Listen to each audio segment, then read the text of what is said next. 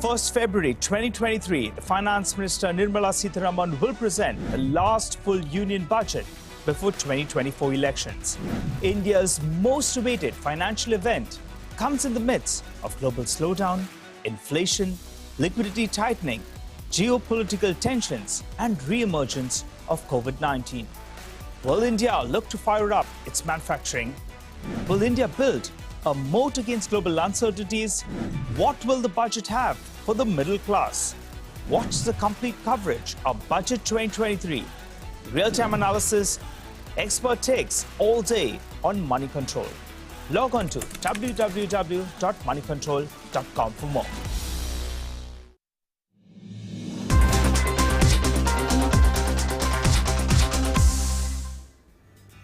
Good morning and welcome to Moneycontrol live stream. You're watching the opening bell and I'm Santosh Nair. The balance of power has once again shifted to the bears after heavy losses in US stocks last evening. And here's a look at the trade setup this morning. The SGX Nifty futures are indicating a bearish start for Indian equities this morning. The SGX Nifty futures are down by close to about 80 points as we speak. US markets sank last night after weak macro data and hawkish Fed comments. Now, the numbers for retail sales showed a clear dip, and also the decline in factory production as well as wholesale prices were much more than what the market was expecting. So, this clearly shows that even though the pace of rate hikes may have slowed down, clearly the effect of the earlier hikes are now being felt. Earnings could be under pressure going forward, and which is why investors turned bearish on stocks at this point in time. The Asian markets are also under pressure, taking cues from global markets. And back home, FIs were net sellers yet again on Wednesday. Now, the quantum of selling was not very huge, just about 300 odd crores, and domestic institutions more than made up for it with heavy purchases. They picked up stocks worth a little over 2,000 crore, but at this point the second engine, which is crucial to the market sustaining at higher levels, which is buying interest from foreign funds, that clearly does not seem to be happening. Until that happens, market watchers feel that big upsides look unlikely at this point in time. Now, the technical indicators for the Nifty are showing a bullish trend. If you look at the moving averages, 5 out of the 6 near-term moving averages are showing a positive trend, but that probably could change this morning yet again, because the global cues are quite weak, and in line with other global markets, the Nifty may also be under pressure. Again, it remains to be seen whether the weakness today is temporary, and if the bull trend is intact. The last couple of sessions, the Nifty had made a very strong comeback and closed convincingly about the psychological 18,000 mark. A quick look at the F&O market, seeing build up in futures of Siemens India. The stock had been under pressure yesterday, initially after it reacted negatively to news of the big order win. It had won orders of close to about 26,000 crores from the Indian Railways, which is to be executed over 11 years. The other futures which saw build up of long positions include Tata Steel, Steel Authority and Hindalco. Overall, metal stocks had a very good run yesterday. CLSA upgraded its overall rating on the metal sector. It increased price targets for Tata Steel, JSW Steel, and it's very bullish on the China reopening thing, and sees metal stocks outperforming in the near term. And in short positions, India Mart, Tata Motors and Dixon, these are futures which are seeing build up of short positions. Tata Motors was among the prominent losers yesterday, falling close to about 2%. Now, let's take a look at the newsmakers this morning. Adani Enterprises, the company has set its floor price for its 20,000 crore follow-on public offer. The lower end of the ceiling, the lower end is 3,112 rupees per share, while the ceiling for the FPO has been set at 3,276 rupees per share.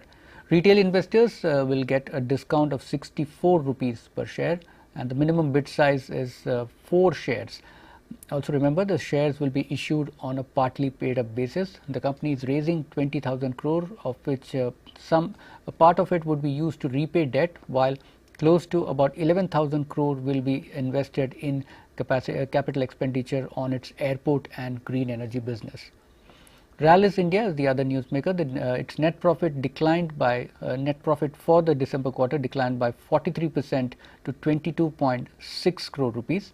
Its revenues rose marginally about 0.4% to 631 crores.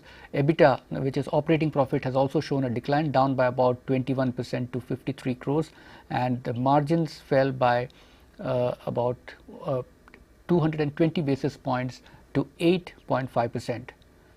Persistent Systems also announced its third quarter net profit yesterday. Net profit has risen by 8.2% to 238 crore versus 220 crore the quarter before, while revenue has risen by close to 6% on a sequential basis to 2,169 crores.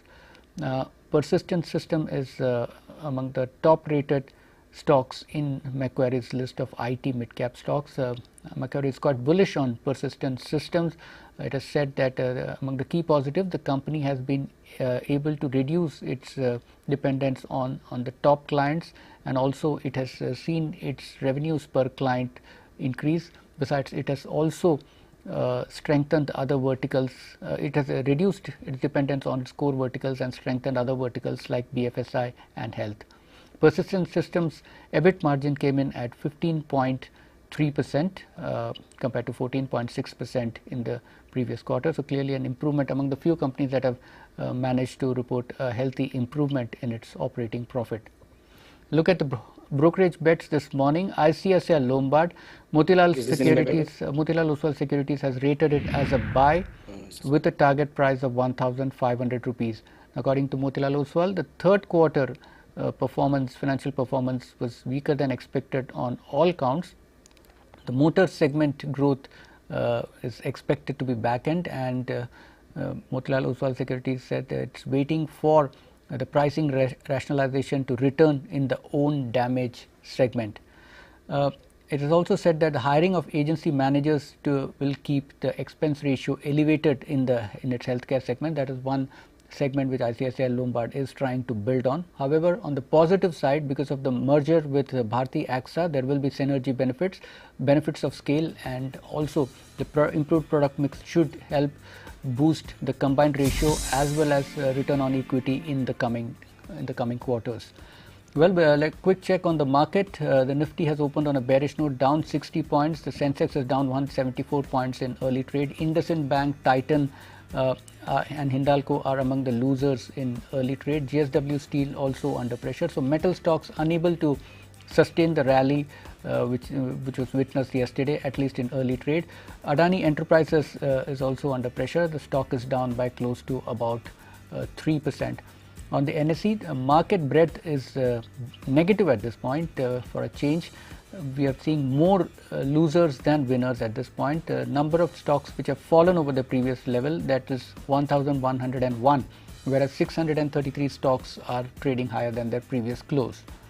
Let's take a look at the stocks to keep an eye out for this morning. IndusInd Bank, it reported its third quarter earnings yesterday. Better than expected numbers, and most brokerages have retained their positive ratings on the stock. These include Morgan Stanley, Credit Suisse, CLSA, Jefferies and Citi.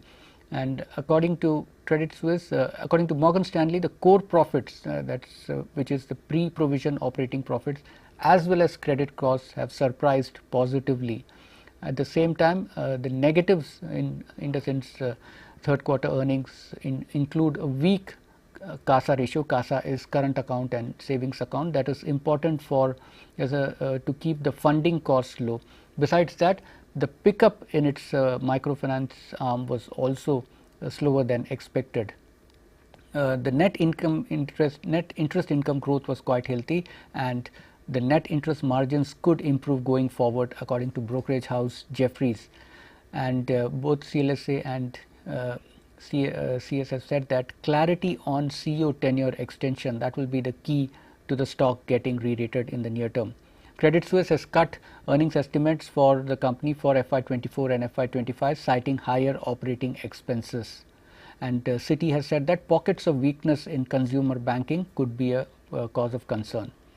Zomato is the second stock on our watch list. HSBC has retained its buy call on the stock with a target price of 87 rupees. Now, according to HSBC, the food delivery industry's growth during the third quarter is likely to be weak, both in terms of quick service growth trends and spending shifts may impact Zomato's gross order value, according to HSBC. HSBC is expecting an improvement in profitability in the third quarter, but however has cautioned that growth may be moderate, and also beyond third quarter aggressive competition and slowing industry growth could keep improvement in operating margins under check for Zomato. With competitor Swiggy discounting very heavily, Zomato's response to that will need to be seen, and that was what will hold the key to the stock's performance in the quarters ahead. Eris Lifesciences is the last stock on our watch list. The stock was under pressure yesterday after its third quarter numbers were short of market expectations. Nirmal Bang is positive on Eris Lifesciences. It has a buy rating on the stock with a target price of 843 rupees, and Nirmal Bang feels that margins are expected to improve as losses in the insulin segment will reduce going forward. Besides that, margins in Oaknet, which is the dermatology brand that the company had acquired for 650 crore in May last year, the margins there too would improve. Besides that, consolidated net profit for the quarter gone by was almost flat, but that's partly due to the consolidation in the Oaknet brand. That was one of the reasons that kept margins under pressure. Now, the company has acquired 9 dermatology brands from Glenmark for 340 rupees and also reduced revenue and EBITDA growth guidance for this year. And according to Nirmal Bang, delay in new launches and inventory write-off of Zacti brand was responsible for the lowering of guidance. At the same time, it expects revenue growth to remain strong with gradual margin improvement in the future. And it has also flagged the fact that the company has a healthy balance sheet and high return ratios. Well, with that, it's a wrap on this edition of Opening Bell. Thank you for watching, and we'll be back again at 3:30 p.m. today. 1st February 2023, the Finance Minister Nirmala Sitharaman will present the last full union budget before 2024 elections. India's most awaited financial event comes in the midst of global slowdown, inflation, liquidity tightening, geopolitical tensions, and re-emergence of COVID-19. Will India look to fire up its manufacturing? Will India build a moat against global uncertainties? What will the budget have for the middle class? Watch the complete coverage of Budget 2023. Real-time analysis, expert takes all day on Moneycontrol. Log on to www.moneycontrol.com for more.